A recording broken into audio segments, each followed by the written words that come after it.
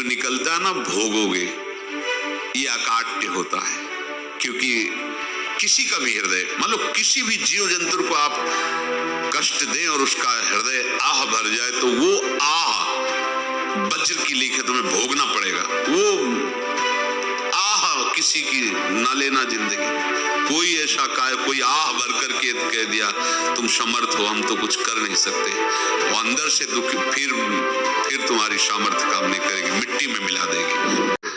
प्रभुदत्त ब्रह्मचारी जी की वाणी में पढ़ा था, एक महात्मा जी भ्रमण करते थे, तो उस समय असरफियां चलती थी, मोहरे असरफियां, तो उनको भेंट में देते लोग। तो या तो ठाकुर सेवा में लगे तत्काल, या संत सेवा में तत्काल लगे, उसका संग्रह करके डोलना ये ठीक नहीं है बैरागी के लिए, सिद्धांत में ये ठीक नहीं है।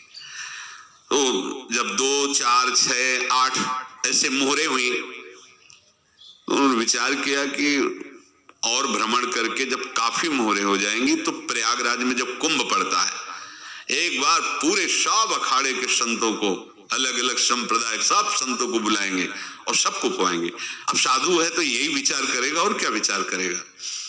तो उन्होंने ऐसे डंडा बनवाया, बेंत, जो ऊपर से चूड़ीदार और भीतर पोला, और मोहरे उसमें डालते गए।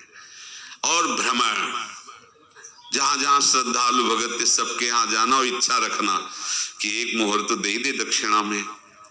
कामना कोई भी हो वो बांधती ही है, ध्यान रखना। इसीलिए प्रभु जो चाहे वो करे, अपनी चाह नहीं रखनी चाहिए, अपनी चाह प्रभु की चाह में मिला देनी चाहिए। धीरे धीरे वो छड़ी भर गई, भ्रमण करने वाले महात्मा चूड़ी लगाई, इंतजार करते रहे। जब प्रयाग का कुंभ पड़ा तो चले। तो रास्ते में एक गांव में पूछा जाता है, जैसे कहीं रुको कि कोई श्रद्धालु ऐसा है जो संत सेवी है। तो कुछ लोगों ने बताया, हाँ एक परिवार है बहुत संत सेवी है और आपको मिलाते हैं उनसे। हाँ, ये महाराज घर में रुका, खूब अच्छा हलवा पूड़ी पवाया, और जो घर के मालिक थे चरण दबाए। चरण दबाते दबाते उनकी दृष्टि पड़ी उस डंडे पे, उनका इतना, और ऊपर से कुछ चूड़ी सी भी नजर आ रही, इस डंडे में तो कोई रहस्य है ही है। अब महात्मा जी को खवा पिला के सुला दिया। महात्मा जी जब सो तो पत्नी से धीरे से कहा, वो डंडा लाओ बाबा जी का डंडा। और वो चूड़ीदार जो ही खोला पलटाया तो सैकड़ों मोहरे।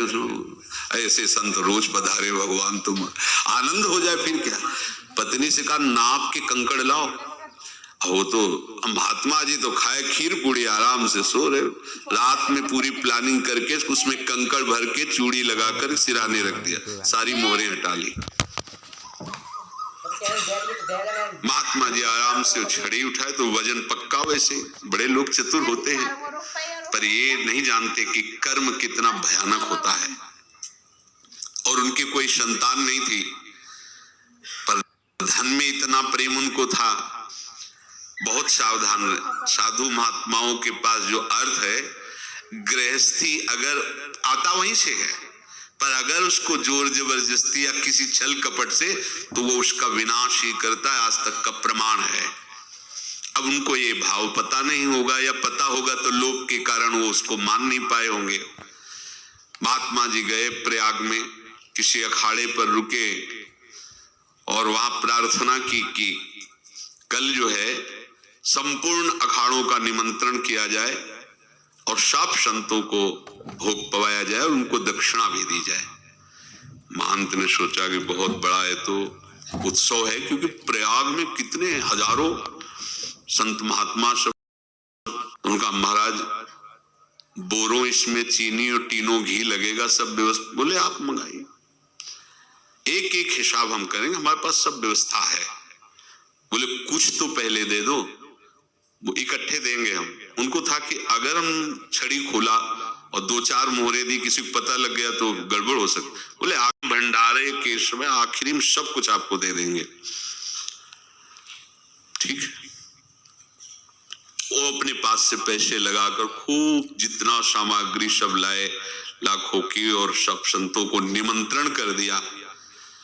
संत जन निमंत्रित हो गए, भंडारा बन रहा है। तब वहां के महंत है, उनका देखो भंडारा भी बन रहा है, संतों को निमंत्रण। अब आप अर्थ की व्यवस्था कीजिए, क्योंकि इतनी बड़ी हमारी सामर्थ्य नहीं थी जितना हमने किसी तरह हमने व्यवस्था की। अब मुझे अर्थ चाहिए, तभी आगे की व्यवस्था बढ़ेगी। संतों को दक्षिणा देंगे और जिनसे अर्थ लिया उनको दे। देखो रसोई बन गई है सब, उनका छत में विश्वास नहीं तो अभी चूड़ी खोली।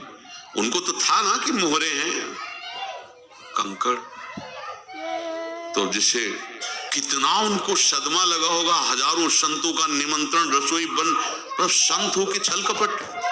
तो उनका महाराज आपने तो हमारा नाश कर दिया, जो महंत थे। अब बताओ रसोई बन गई, संत निमंत्रित हो गए और आप ये कंकड़ दिखा रहे हैं हमको। आपने तो हमें बर्बाद कर दिया, हमारी इतनी सामर्थ्य नहीं थी, आप पहले बता देते। संत होकर ऐसा छल कपट।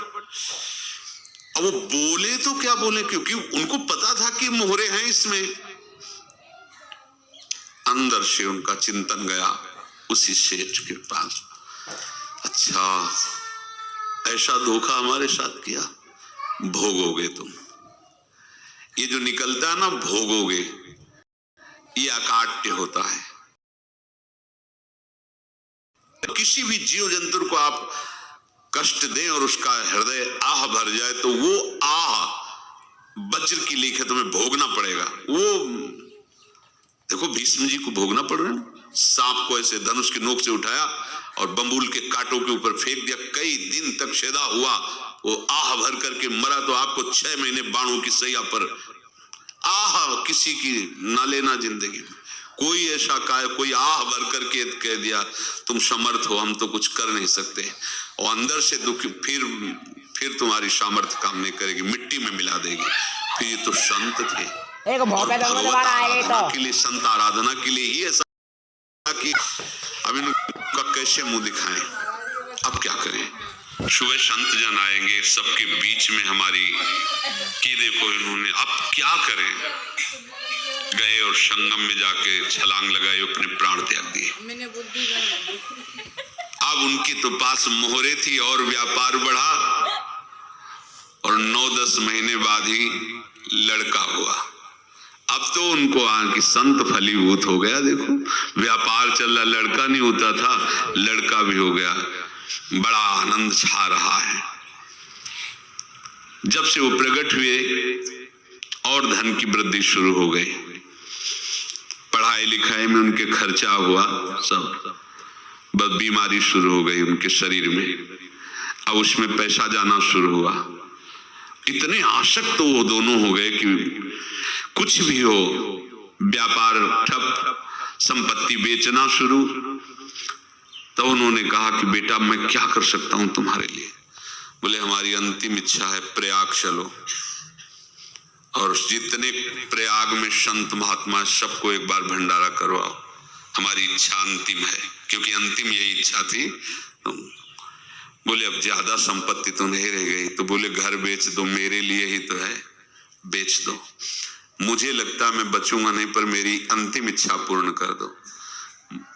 घर बेच दिया, जेवर बेच दी। वहां गए, जब संत सेवा की तो बोले मुझे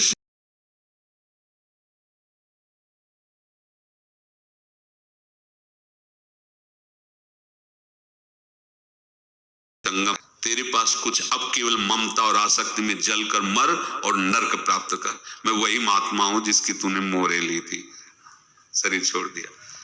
महात्मा को जन्म लेना पड़ा और इनको दुर्गति भोगनी पड़ी।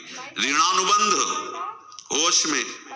ऐसा नहीं कि आप जो कर रहे हैं कोई देख नहीं रहा, कोई हिसाब किताब नहीं। जो कर रहे हैं अवश्य में भोक्तव्य।